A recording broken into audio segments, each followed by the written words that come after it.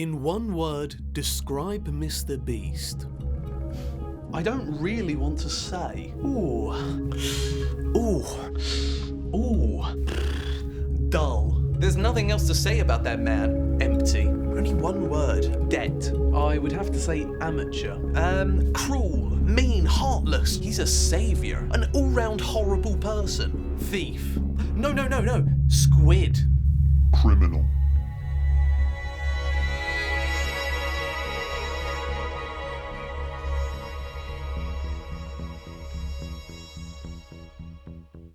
Interview 1, take 1, action. In one word, describe MrBeast. Money. I was contestant 922 and I joined Beast Games because I've just always been a massive fan of the MrBeast channel, and also because it's no fun staying poor. Can you tell us more about your experience? For episode 1, we all stepped into this massive room and onto these platforms. Then my favourite YouTuber, Carl, came out with MrBeast and $1 million. I was like, whoa, that's loads of money. I love money. Gimme. He then starts bribing people to leave the show by giving them a bunch of money, which I thought was so clever because it's loads of money. Then in the next round, we were in rows of teams and someone had to sacrifice themselves to save their row, which is such a crazy concept that I doubt we'll ever see again, as it's too damn extreme. Because it means they won't get the chance to win loads of money. Everyone started screaming and crying and threatening.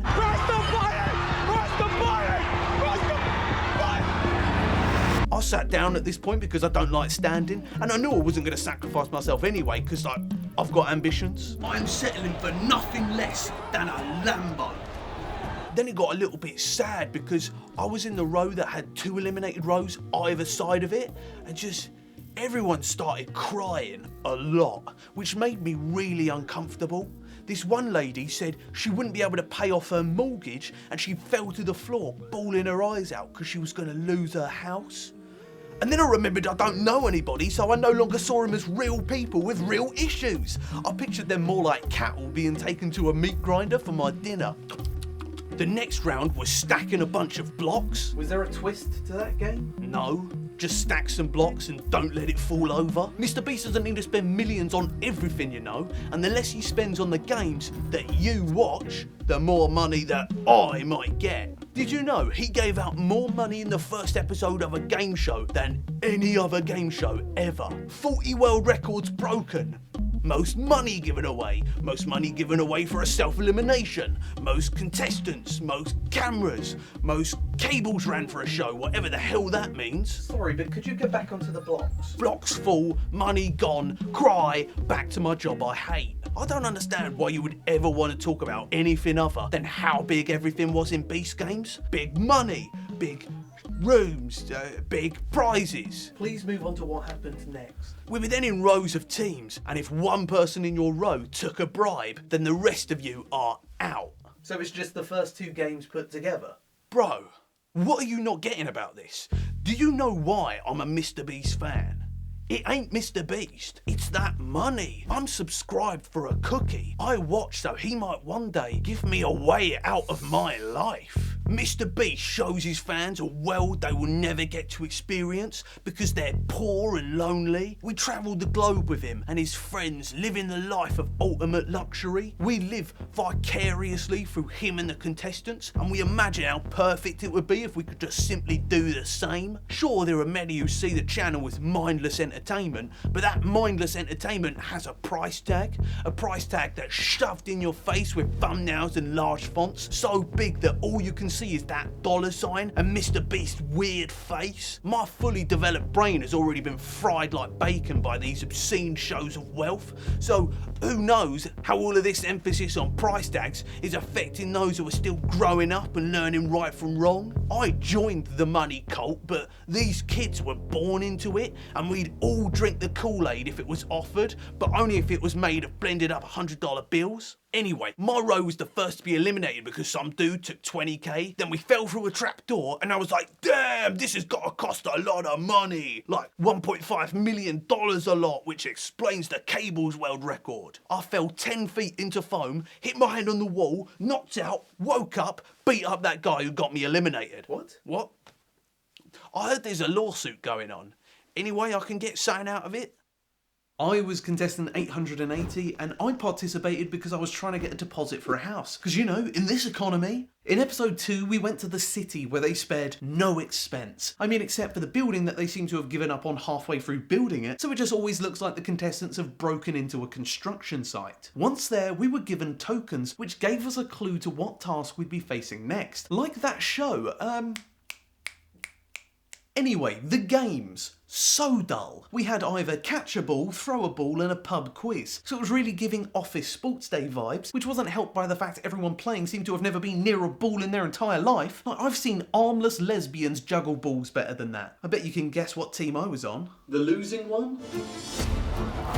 That was white team's first ball. Yeah, the team that literally and figuratively dropped the ball on the first go. I don't understand who would want to watch this. It's just a series of non-events while people yell and cry, but I guess there's money involved, so that artificially raises the stakes. I was never really a fan of MrBeast before the show, and I'm certainly not now, because I've looked a little more into what he makes. Do a challenge and you win big money. Do a few challenges and you win big money. Protect the thing that's worth big money. Keep your hand on the thing because it's worth big money. Stay in this location and you win big money. Complete the obstacle course and you win big money. And then there's also the videos where he just wants to go on holiday with his YouTube mates while getting paid. There's a clip from MrBeast's appearance on Joe Rogan where he explains his thought process for video creation, and this clip is often used in compilations of MrBeast being a genius for so and so minutes. One day I'd use a random word generator, like, I don't know, just say a random word. Dog. I adopted 100 dogs. You know, Right. I gave my friend 50 dogs, or I gave a dog $1 million for dog treats, whatever. Whoa, why didn't I think of that? It's all simple stuff because it needs to be, so his audience can understand what's going on. When your fan base is made up of 1/25 of the planet, then that means it spans babies still grappling with the idea of using a toilet instead of soiling themselves, to their tired parents who are sleepwalking through their 10th coffee, then all the way up to the grandparents who are back to soiling themselves. This means anything that requires a bit of brain power is out of the question. Then we have the fact that the channel covers every country, so you can't get anything that's too culture specific. So no, I tried a £1 cup of tea and a £1 million cuppa. These factors are how we get to the simplicity that is a MrBeast video. Stay in the circle for as long as you can. Go from here over to here. Look at this thing that's small, now look at this thing that's big. Simple concepts that even the earliest humans are able to digest, and this is where the scale of production comes in. What MrBeast makes is so simple that a barely sentient bit of fungus could probably do it. And if anyone can do what you do, then like a proper capitalist, you have to price them all out. If Beast Games didn't have the record-breaking prize, then it would be resigned to Roku instead of Prime, because that price tag is one of the few selling points. Another way to price out the competition is with the record-breaking number of contestants, which again comes with its own problems. Game shows need to be fair, which means you must make the games doable for every single player. But with 1,000 people, you've pretty much knocked out any chance of having a game that everyone has an equal chance to win, and even something as painfully simple as catch a ball is too monumental of a task. So you go even simpler with a game that anyone can do. Well, that's another self-elimination, which was the 4th challenge you could have got from the tokens. Then to really switch things up after the games are complete, you go for another self-elimination for a cash prize that would also knock out your group, like that one in the first episode. This is the fundamental problem with Beast Games.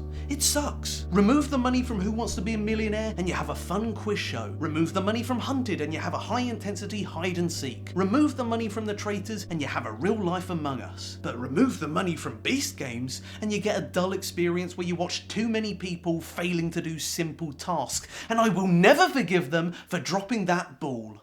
I was contestant 749 and I entered Beast Games because I run a shelter and we rescue abandoned dogs. The money would go to keeping it open, but since I didn't win means, well, there's going to be a lot more dogs running around, or they'll never run again. In episode 3, we were made to get into groups of 3, and I ended up getting stuck with a vlogger and a creepy religious guy. I wanted to go with my friends, but they said to my face that I was too weak and short and would slow them down. So I didn't feel too great after that. We then did a sack race, but it was just a ploy to get us into groups of our closest friends for the next task, which involved another self-sacrifice. That was when I started to realise what was happening and what this show is. I can't self-sacrifice because God put me in this competition to win. And if I leave, that goes against God's plan. Do you want that? Okay, it sounds like you're using religion to justify your own selfish actions. What's up, guys? I'm here in this cube thingy trying to get some loser to sacrifice himself. but he's being really stubborn about it. There's nothing in the room we were in, so it's simply a battle of who deserves to win more than anyone else. And once you realise you can't just say, please let me win, the game goes a bit sour. It very quickly turned into a competition of whose life is more depressing, and this was happening in every other box as well. My sister passed away at an early age. Prior to that, my dad passed away. Do you understand how expensive lawyer fees are, especially after you've promoted a crypto scam? Crypto investment. Like, I want to have a family one day. Like, I want to be a mom. My church needs the money for repairs that without our churchgoers will be lost and, like, die or something. It was rough. It felt like I was in A Little Life, just with less sexual assault. I'm just glad you can't smell tears, because it would have been like getting stuck in a room with Bonnie Blue. You know, because there's lots of fluids. Whew. Is it alright if I talk about the TV show Traitors for a little bit? Yeah, sure. Or take a minute if you need it. In the show Traitors, you have a large group of about 25 people competing for a prize of around £100,000. You are picked as either a faithful or a traitor, and the faithfuls must work together to eliminate the traitors, while the traitors slowly kill off the faithfuls one by one. Essentially, it's the mafia/werewolf game, except everyone is taking their roles seriously. Traitors is a game of trust and deception similar to this episode of Beast Games, but with 3 large differences. The first is that we get to know all of the people on screen, and as more people are eliminated, more and more screen time is given to the remaining contestants. We understand the characters, and this gives us an emotional connection to latch onto the show. You know, like in entertainment. Beast Games does it differently, where we meet characters as they are leaving the show, so the only thing we know about a majority of the people in this episode are the horrible things that happen to them. If I wanted to get bombarded with sad stories one after the other, I'd hang out at a homeless shelter, because at least that way I could cheer them up by giving them some soup. Another difference between the shows is that in the Traitors, all the contestants are playing a role, be that a faithful or a traitor, so it is intended for them to trick each other. But in Beast Games, the contestants are playing as themselves, and are choosing to be deceptive, awful people, which is encouraged since there's little else they can do. And it's about as fun as watching 3 dogs desperately fighting to the death. Yeah, I want the one with the most scars to win! But the final and biggest difference is that prize money. £100,000 is a nice amount that if you didn't win, you probably wouldn't. But 5 million? That's enough for MrBeast to throw in a rusty flick knife, and the walls would be painted red quicker than he could say, I just broke the world record for most dystopian game show. It's such an absurd amount of money, and he knows exactly how much it's worth. Take home this generational wealth of $5 million.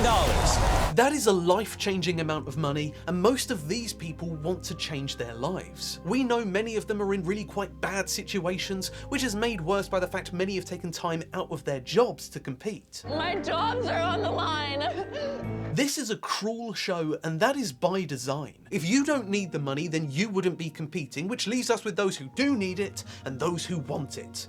The intent of the game in episode 3 is to eliminate those who only want it. If you're willing to sacrifice yourself for others and give up the chance to change your life, then you are not desperate enough, and therefore you're not one of Beast Games' desired contestants. That means the only people left in the competition are the ones who need the money, the ones who need to change their lives. This show is feeding off the desperation of its contestants. When challenges consist solely of sacrificing yourself for others, you are filtering out all the good people. So the more desperate the contestants are, the more selfish they become, and the more they proceed in the Squid Games. Beast Games. What did I say?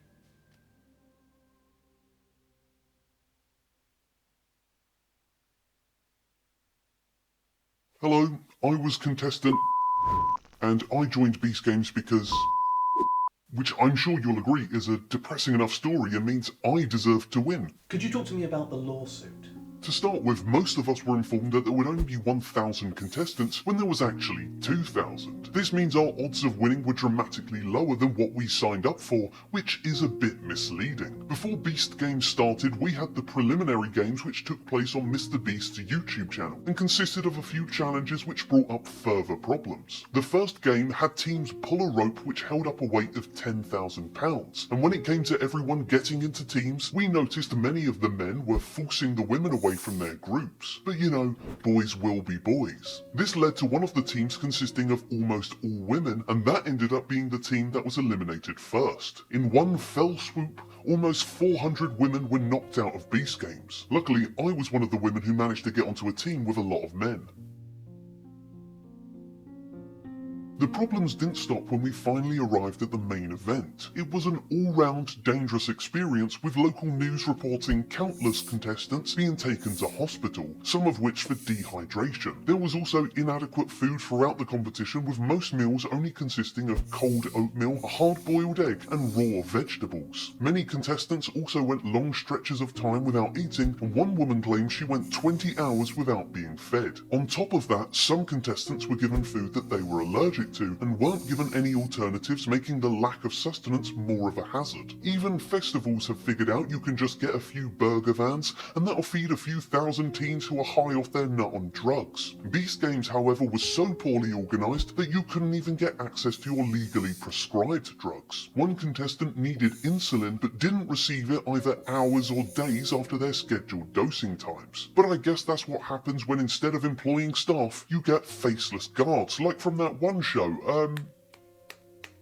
Clean underwear was another thing on the list that was rather difficult for contestants to acquire. Everyone was instructed to hand over 5 days worth of clean underwear, but when it came to getting them back, many found themselves waiting hours or even days to receive them. One woman asked the staff if she could receive fresh underwear a bit quicker because she and a few other contestants were on their period. Unfortunately, it wasn't considered a medical emergency, so they were denied, and I guess forced to sit around in their own blood, which feels very reminiscent of this one show.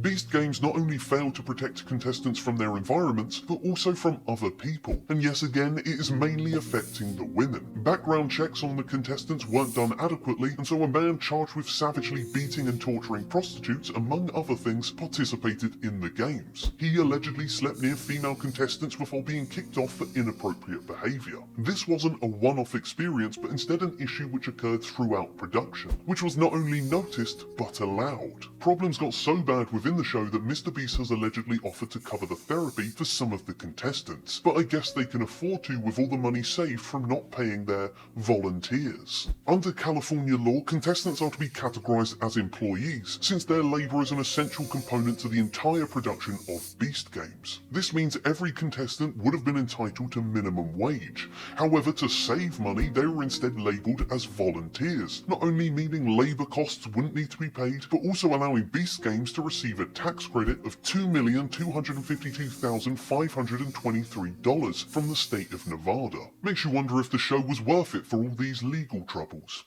I mean, it wasn't. I didn't even enjoy my time there anyway.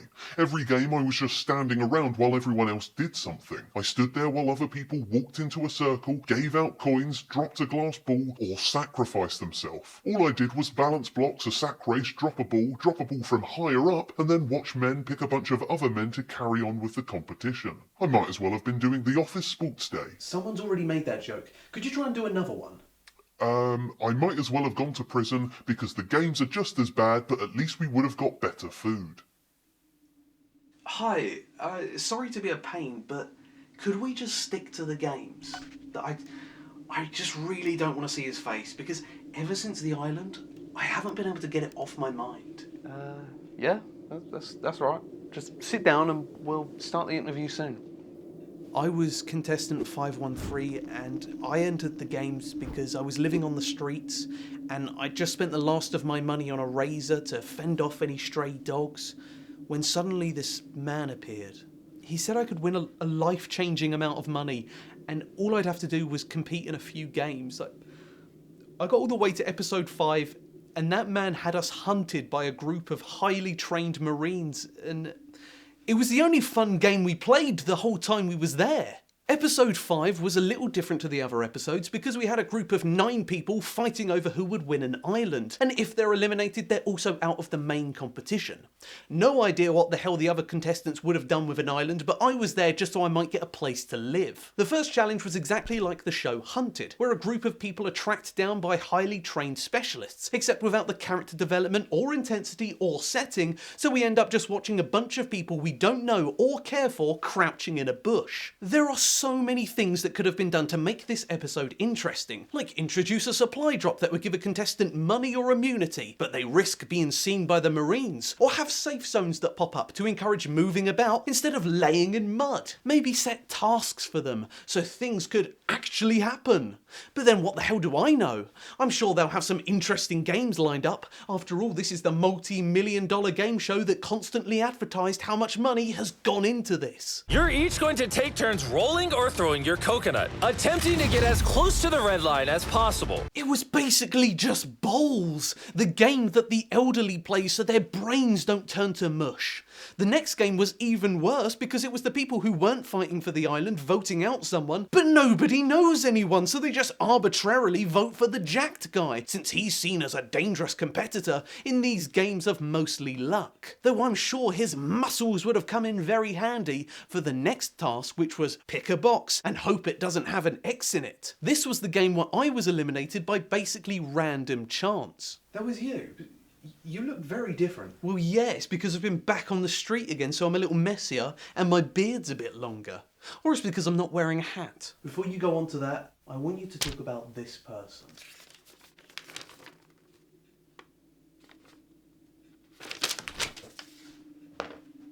I told you I don't want to fucking talk about him.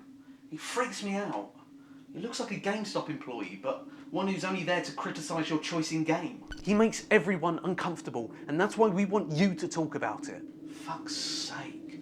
Have I got to talk about Lil Yachty as well? I mean, only for a bit. It's not like there's that much you can say about him. Just get back out there before people get confused which one of us is talking. MrBeast is one of the least charismatic people I have ever seen. He is utterly devoid of humour and walks around the grounds like a callous prison warden whose only excitement comes from pulling the lever on the electric chair while shouting everyone has a price. The only thing he adds to the games are the rules the players play by, and so he is basically the most expensive instruction manual ever to exist, which is another world record he'd be happy to lap up, since it's another thing to add to his hoard of scale. He has the on-screen presence of a nerdy 15-year-old doing a class presentation, awkwardly stumbling through their lines while the ever-present fear they'll get an erection runs constantly through their mind. He is as bland as the cold oatmeal the contestants are fed, and as one note as his money-fueled, money-orientated, money-obsessed games that he hosts while cosplaying as some charitable messiah. He is more disconnected to reality than his mouth is disconnected to his eyes, and so anytime he smiles is like looking at a broken marionette that's missing some of the strings that control his face. He is soulless and apathetic to the struggles of real people and actively exploits their pains for cheap story beats, making sure all the people with the most tragic backstories are pushed to the forefront of the editing bay, and then once they've expended all their misery to camera, they're thrown to the wolves and eliminated. All of this while he and his group of cronies laugh and giggle like discount villains, reveling in their mediocre plagiarized contraptions. His sidekicks are somehow even more redundant, as their mere existence in the show is to shout out what's happening at this very moment, which is probably for the best because everything is so tirelessly boring and repetitive that you might get sent into a coma, and their relentless screeching is the only thing that'll penetrate your dying brain. Even when they are given the opportunity to bring in a celebrity host to inject some life into the show, they somehow mess that up by bringing in Lil Yachty, whose appearance was met with a resounding "huh?" that was so awkward that it wasn't even possible to make it look good in editing. Bring him out! Little Yachty. All right.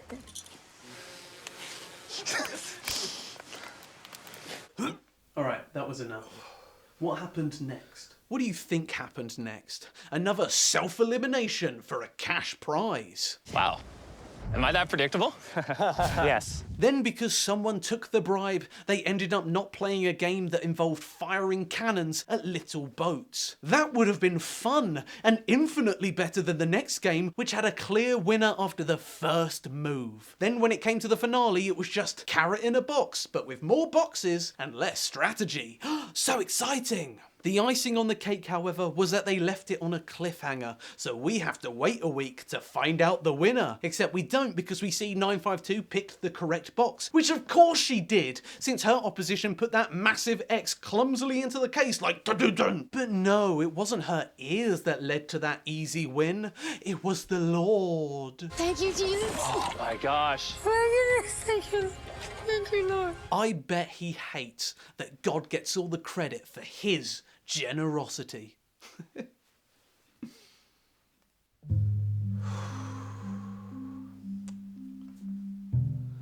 Good evening, I was contestant 410 and I entered the games because it was God's plan. Before we get started, do you mind explaining what's going on in this picture?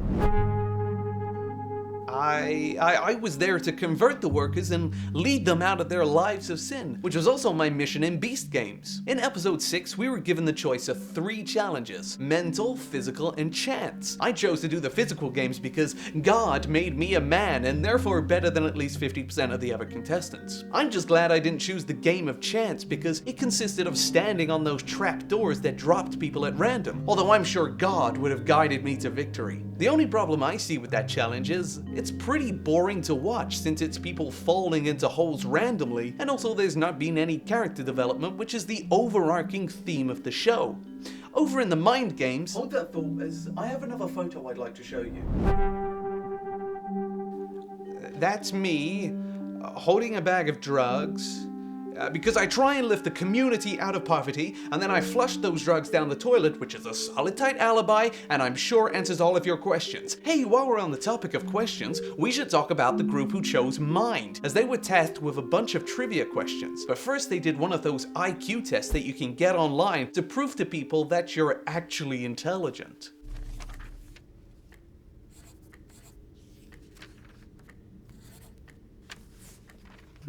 This is also boring. If I really wanted to watch people do an exam, I'd hang out at a school. Except no, I wouldn't. Who in MrBeast fanbase is this round for? A show like Who Wants to Be a Millionaire makes a quiz interesting to watch because you can participate while fantasizing that you're on the show. The questions ramp up in difficulty, so no matter your degree of intelligence, you can still play along. And you get options to pick from, meaning the dumbest dummies can still get lucky. That is what keeps the audience engaged. But in Beast Games, we have questions of random difficulty, so you might get what animal is on the flag of the state that most of the contestants live in, or you might get name the character from this show that is so old it ended before the average MrBeast fan's parents were conceived. If the questions aren't able to hook the audience in, then what entertainment value is there?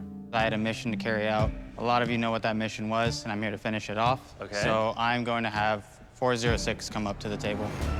Oh my lord, this is the first time the show has had a story driven by the characters, and it stinks. This guy was so villainous because he convinced someone to sacrifice themselves like what everyone else did, but he did it a little bit meaner. There's no drama here because the games are so boring that it doesn't allow for any of the contestants to show their character. After all, what can you do to differentiate yourself from the crowd in a one-question quiz? That's why there's a heavy focus on religion throughout the episodes, because there's nothing else for the editors to work with, and that is the only thing that can be used to create some character. I'd like you to look at one more picture before we continue. Alright, you got me. I was playing it up for camera because I knew it would get on camera. Also, I love butchering the American accent because it always annoys someone. I was in the physical games and it was impossible to show the audience who we are because we had nothing to work with. What can a push-up competition tell you about anyone except how many push-ups they can do? That is so uninteresting that it's probably on someone's Bumble profile. Praying, on the other hand, that tells you everything you need to know about someone. It's a shortcut for character development, just like when a film reveals a character was a Nazi. Oh, it's just a sweet old man. What's in his box of possessions? Oh my god, he used to be a part of the SS! And now I understand this person is basically Satan.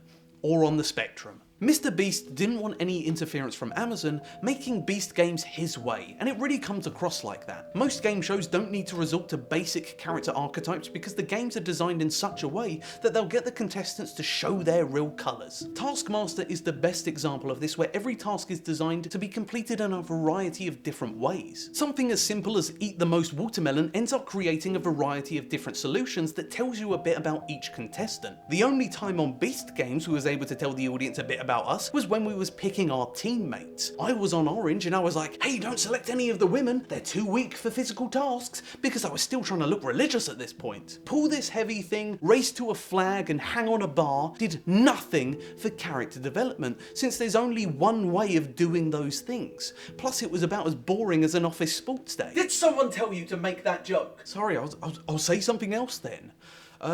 It was like playing in a school playground. Not like that. I mean, when I was a kid, I don't do that now. You know, I'm still annoyed how this episode ended. On the Orange team, we couldn't decide who we wanted to do the bar hanging task. It was either the rock climber who hangs off of rocks, or the podcaster who said he practiced hanging a bit before the show started since he'd been watching Survivor. I mean, it was an obvious decision because the podcaster had God on his side. We just don't know, God. And we just give it to you in Jesus' name. Amen. The show then ended on a nail-biting cliffhanger as the podcaster was dangling in the air, squirming and making faces while his opponent was... Pink is not even blinking.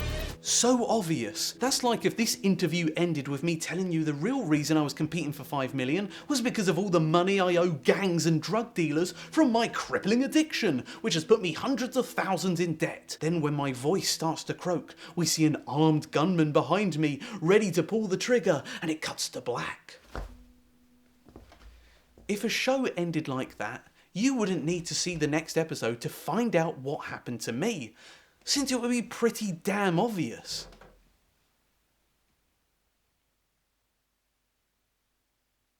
Hello, can you hear me? Yep, we've got you loud and clear. Perfect. I was contestant 339 and I joined the games because as a film lecturer, I don't get much of a salary and the 5 million would have gone towards a home and to support my wife and kids. Where do you teach? YouTube.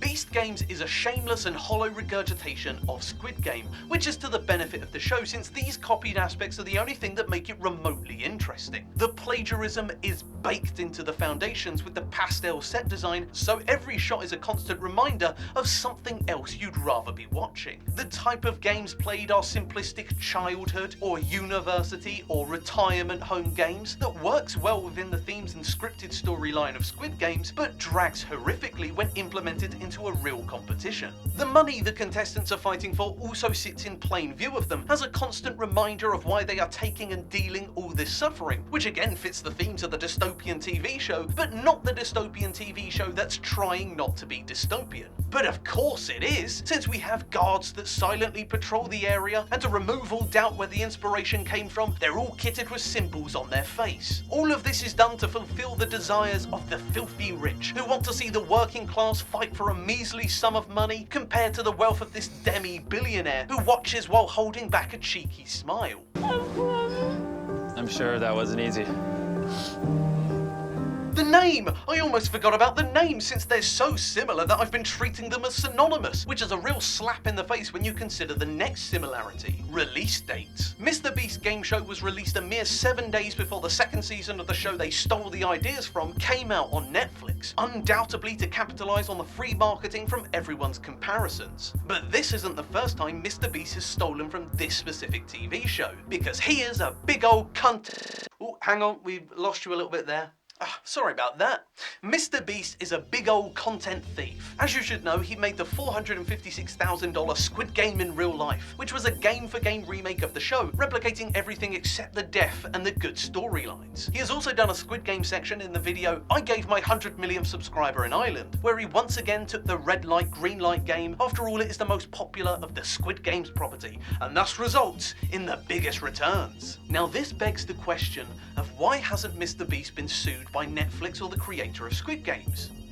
Because it's a pretty sweet deal they've got going on, since any time the show gets copy and pasted, it works as free advertising. But going deeper than that, what about the themes? The theme of Squid Games is about the cruel capitalistic world we have created, where the ultra-wealthy hold all the power, living in comfort and excess, while the poor are left to fight tooth and nail for their survival. A world where everyone's lives comes with a price, and yet one person, all the way at the top of the pile of corpses, will be rewarded with the riches that no one man can spend in all their lifetime. A world in which the rich get their kicks from holding out a fraction of their wealth and watching the unfortunate scramble and fight for it like ducks after crumbs of bread. What? Do you want me to spell it out to you like MrBeast clearly needs it spelled out to him? Don't be a dick. It's gone again. There we go, I'm back. Don't be a dictator, and pitting poor people against each other for money is bad. Sure, he's not killing anyone, but then that's probably because the analytics suggest people wouldn't vibe with that. That's why he goes for the next best thing and designs episode 7's challenge around the trolley problem, which is a famous thought experiment about killing people. There's 3 people on a train track about to get turned into jam, but you can pull a lever which diverts the train onto another track which will only kill 1 person. Except they do it wrong, because the whole point of the game show is you want to knock out as many people as possible. So when the choice is save 3 people or knock them out and also get a Lamborghini, well, is it even a choice at that point? This entire episode lacks any tension, since every decision is painfully obvious, yet given 10 minutes of build-up for a conclusion that even the blind can see coming. Then, to rub salt into the wounds, we end on a cliffhanger yet again. Who's going to get eliminated? Will it be 2 close friends, or 1 close friend and some dude that nobody really likes that much? It's a real Sophie's Choice, except one of the kids kind of sucks. This is what makes Beast Games a failure. It has taken these pre-existing concepts like the trolley problem and all of the other games they've taken from a time before we had TV and forced it all together into a mishmash of jumbled up ideas. It is a show without originality that is wrapped in the identity of another, more interesting show. But the biggest sin by far is that it is shit. You're gonna have to say that again, it disconnected. Sorry about that. It's shit. The show is just straight up boring shit. In one word, describe MrBeast. I don't really want to say. That's fine, we can circle back to that. Just introduce yourself and tell me about your experience. Hey guys, I was contestant 280 and I joined the Beast Games because it's just like really good content. Could you talk to me instead of the camera, please? Episode 8 was pretty crazy. There was $1 million in the middle of the city, and one by one contestants decided how much of it they wanted to take. There was 10 of them remaining, which would have meant 100 grand to each one of them, and I would have spent that money on new video making tools because I care about the content that I make. Unfortunately, I went out in episode 6. MrBeast just kept me around as an extra cameraman since the production was a bit chaotic, but the kind of chaos that's neither good nor bad. It was just like a regular MrBeast video, which is... You don't know, do you? Know what? If you're allowed to hate on MrBeast. What? Are you trying to imply that I'm so shallow that I can't even create my own personal opinion about an online personality out of fear of backlash from their ferocious fanbase, and so I stay perpetually on the fence in a constant state of indecision like Schrodinger's influencer? Only when we open the box and confirm the public opinion will I make up my own mind and reveal to the public that I thought the exact same thing as everyone else, and I thought this from the very beginning? Okay, let me fill you in on some stuff. For years, MrBeast has been seen as the darling of YouTube ever since his subscriber count has been overtaking that of the population of nations, and the scale of his videos has been rising along with it. This has brought legitimacy to the platform since his content has been seen as a rival to conventional television, since it often pulls bigger numbers. With those numbers comes a hell of a lot of money, which is why YouTube is more than happy to back their cash cow with everything they've got, making him the de facto face of the platform. This, however, created a shift on the website that was once seen as a place for regular people, for gaming channels, for vloggers, but nobody publicly talks about their dislike of the change, since doing so could result in backlash from your fans who back the beast. This, however, didn't stop feelings from bubbling under the surface, with the first sign of change happening when Jacksepticeye revealed in a lie detector test that he agrees MrBeast ruined YouTube. This was met with a sassy response by MrBeast himself, which many of his fans thought was a lame reaction, and thus the tide was shifting a little. Slowly, more and more creators come out with videos on the change in YouTube, and specifically the money focus popularized by MrBeast. But it all came to a head when 2 almost hour-long videos were released by Dogpack 404. Why does everyone in this story have the kind of name you'd see in a COD lobby in 2010? Now that I don't know. Dogpack 404 made a litany of allegations towards the MrBeast channel, from faking videos all the way to sex crimes. These exposés garnered a combined 27 million views and started the trend of hating on MrBeast for content that, instead of being met with backlash, was agreed upon by the public.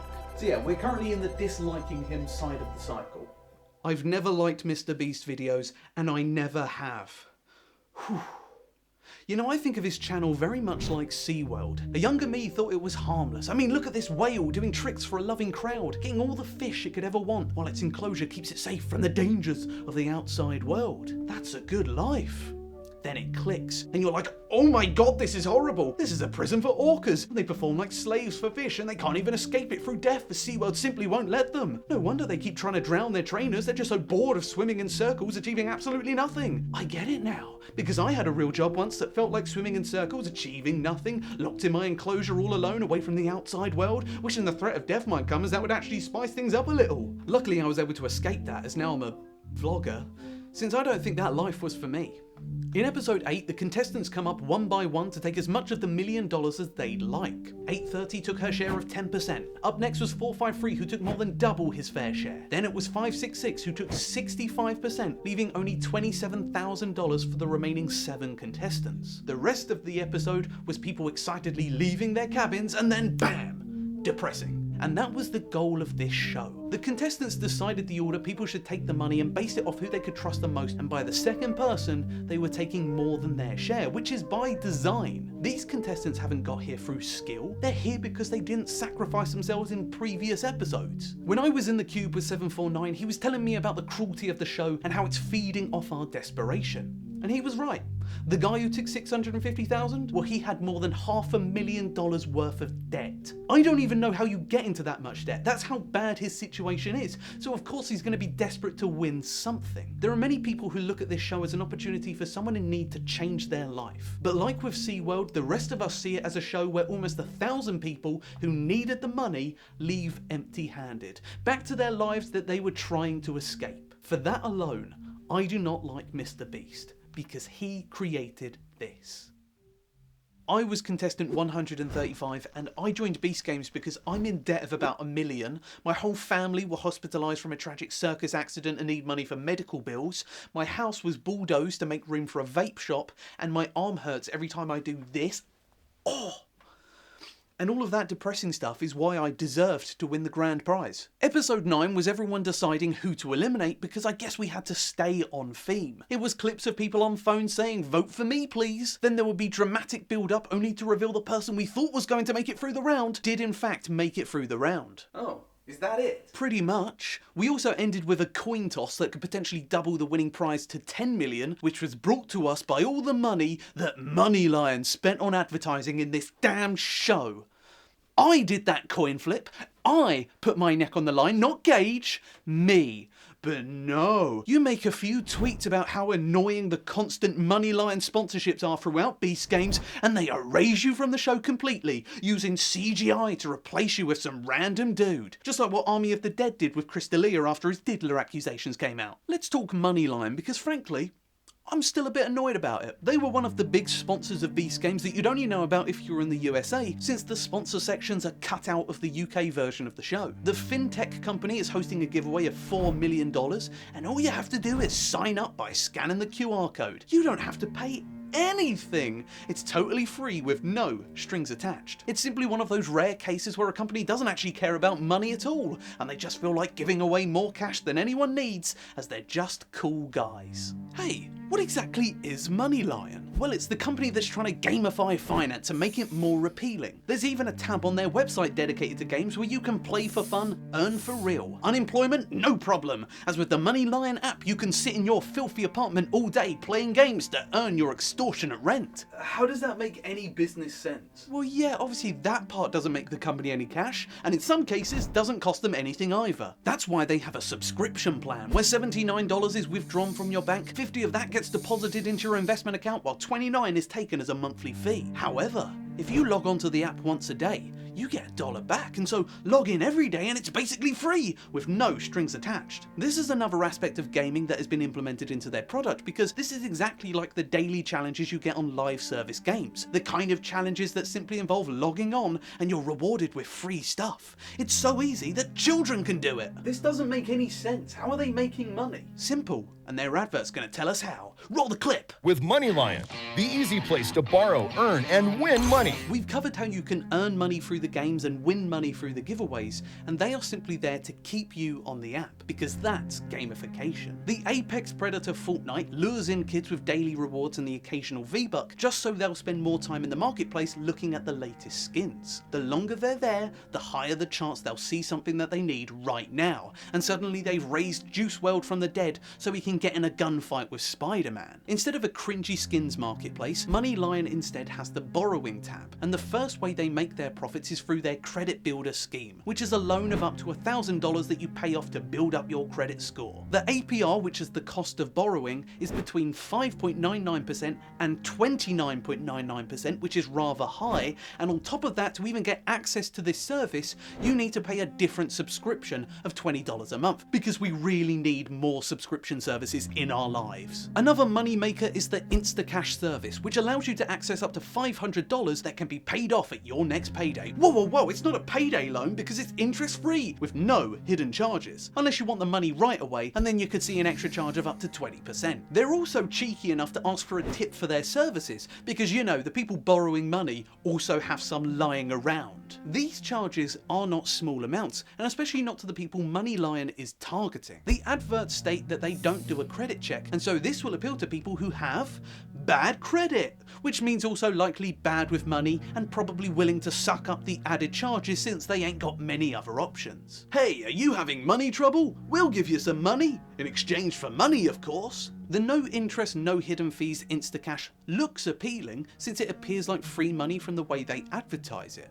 But you could quickly start seeing those turbo charges add up, because if you are desperate enough to need $100, well then you probably don't have any money whatsoever. Well, I can't afford to eat tonight, but I might as well wait the 1 to 5 business days so I don't get charged a fee. But even without the fees, borrowing money can set people down the debt path. It encourages spending when you can't afford it, and then the next thing you know, you're in $500,000 of debt and fighting off a bunch of contestants for the pleasure of a robot faking its way through human emotion. This is a profitable company. After all, they are shelling out over $4 million for a giveaway, plus they are getting a sponsor segment in multiple episodes where their name is shouted out by one of the most successful influencers. That alone would cost an ungodly amount of money, because that is partly why Feastables was created. MrBeast's channel got so large that it became almost impossible for any brand to afford a spot in his videos, but MoneyLion can afford it. Though what makes MrBeast the ideal vessel for this marketing campaign? Simple. His audience is young, likes games, and are money obsessed. That means they're low earners, thus likely bad with their money, which will get past the lack of credit checks. They'll be drawn in by the gamified design of the app that says they can play for fun, earn for real, and they'll be more than happy to take what appears to be free money. Excuse the pun, but they're the prime candidates for falling into the debt trap. All they've got to do is sign up, and they already have. I was Contestant 2000 and I got knocked out in the preliminary games, which I'm quite thankful for, as it means I was allowed to leave empty-handed sooner than everyone else. Also, it meant I could watch the show from a fresh perspective. In the finale of the most expensive competitive reality TV show ever, we have some big budget bangers. Basketball shootout, memorize the maze but mess it up before it even begins, and you're not going to believe this, a self-elimination for a cash prize. Again. Then the very last game was carrot in a box, but with more boxes and less strategy. Again, because I guess they ran out of places to steal from that they had to cannibalize their own show. These were all games that lacked tension, since the basketball shootout was a game of luck, since we've seen how bad most of the contestants have been at handling balls. The memorize the maze is just a person walking on tiles, or at least it would have been. The self-elimination was a tired concept 9 episodes ago, since it's people standing around while one of them says bye-bye, and the guess where the thing in the box is another game of luck with zero tension, since I'd already figured out who was gonna win. When episode 7 ended, I was looking at the remaining 10 contestants thinking, who the hell are you lot? It felt like a family reunion where everyone's insisting I know these people, yet they all look like strangers to me. There were only 3 people who I recognised, and that was Twana the wrestler, whose face is burned into my retinas from all the time she's mugged at the camera, Jeff, aka the man with the darkest reason for being there, who's kept popping up from the very start like a bad rash, and Patrick, who was just sort of Jeff's friend. Everyone else were just merely smudges in my memory. So we've narrowed it down to 3 winners. How do we then get to 1? Well, we can immediately get rid of Patrick, since he's just been clinging on like a dingleberry to the contestants who were given character development, and probably the only reason why his face is stuck in my mind is because he looks a little bit like a frog. Then we have Twana, who has had main character energy from the start, and was picked for the task where you had the choice to take $1 million but knock out a massive group of people. Then she kept getting picked as a leader for stuff because she's proved herself to not be greedy, and also she's pretty cool and has a nice motivation where she wants to help homeless kids. Obviously she was going to lose. She needed to be heavily featured throughout because she was forced into leadership roles. But Jeff, on the other hand, he was featured heavily throughout yet never did anything. Seriously, he barely did anything, yet he won. He balanced blocks, he watched people catch a few balls, he let someone sacrifice themselves, he stood there while someone picked him to advance in the competition, he helped pull a monster truck, then lost a running race, stood there while people got trolley problemed, then got advanced to the final round simply because others like him. It's kind of lame that all the winner of $10 million had to do was make a basketball shot and then successfully pick a briefcase. To summarise, Beast Games was not only a cruel show that pits people in need against each other, not just a boring show where contestants are given uncreative challenges, but also a predictable show where all the tension is removed because of how amateur the creation of this is.